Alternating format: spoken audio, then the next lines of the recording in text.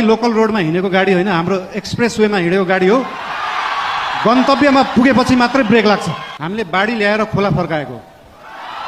हामीले सीमाको विषयमा बोल्दाखेरि पक्कै पनि जुनसुकै देशसँग सीमाको विषय कुरा गर्दाखेरि उहाँहरूले पनि आफ्नो आपत्ति जनाउनुहुन्छ। आपत्ति जनाउनु भयो, मलाई अचम्म लाग्यो। ल ठिक छ, तपाईँहरूसँग प्रमाण छ भने ल्याउनुहोस्। हामीसँग त प्रमाण छ। हामीसँग कालापानी लिपुलेकको प्रमाण छ। समूह बनाउने पछाडि नलाग्नु होला। त्यस्तो बिउ अहिले नै नरोप्नु कि त्यो बिउ भोलि रुख बनेर बिचबाट फाड्नु परोस्। नमस्ते नमस्ते नमस्ते। नबोलौँ भन्छु, बोल्ने दिन आइहाल्छ है। यस ऐतिहासिक राष्ट्रिय स्वतन्त्र पार्टीको पहिलो महाधिवेशनमा उपस्थित पार्टीका सभापति रवि लामी छानेज्यू, विशेष अतिथिका रूपमा आउनुभएका पूर्व प्रधानमन्त्रीज्यू, प्रमुख प्रतिपक्षीय दलका सभापतिज्यू तथा सम्पूर्ण विशिष्ट अतिथिहरू, पार्टीका पदाधिकारीहरू, मन्त्रीगणहरू, सांसदज्यूहरू तथा उपस्थित सम्पूर्ण देशप्रेमी, राष्ट्रिय स्वतन्त्र पार्टी प्रेमी सबैलाई हार्दिक शुभकामना दिन चाहन्छु।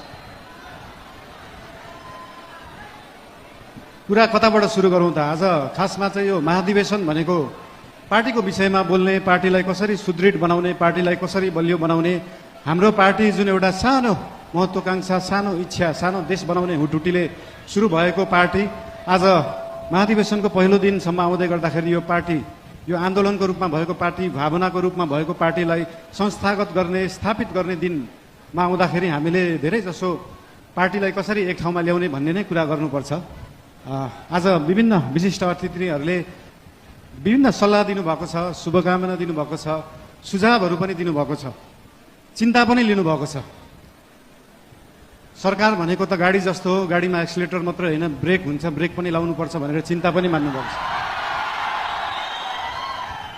त्यस्तो चिन्ता चाहिँ लोकल रोडहरूमा हिँड्दाखेरि गाडी सिधा गइराख्दाखेरि कहिले लेफ्टबाट गाडी आउँछ, कहिले राइटबाट मान्छेहरू आउँछ। तर हाम्रो गाडी लोकल रोडमा हिँडेको गाडी होइन, हाम्रो एक्सप्रेस वेमा हिँडेको गाडी हो। गन्तव्यमा पुगेपछि मात्रै ब्रेक लाग्छ। गन्तव्यमा पुग्नुभन्दा अगाडि ब्रेक लाउन जरुरी हुँदैन। र हाम्रो गाडी अनियन्त्रित पनि छैन, वातावरण पनि मिलेर गएको छ।